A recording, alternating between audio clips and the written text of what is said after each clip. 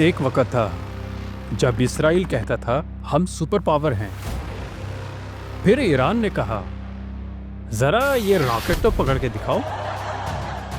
मोशे बिन गोलगप्पे, एक आम इसराइली शहरी, आज कह रहा है मैं अब सिर्फ गूगल मैप पर इसराइली हूँ।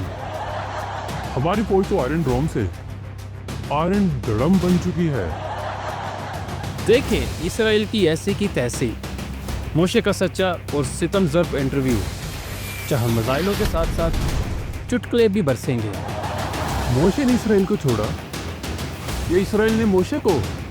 इसराइली हिजरत, ईरानी ड्रोन और मिसाइल और इमरान के साथ हंसी। ये इंटरव्यू मत छोड़ना, क्योंकि ऐसा कहके वाला हमला आपने नहीं देखा होगा।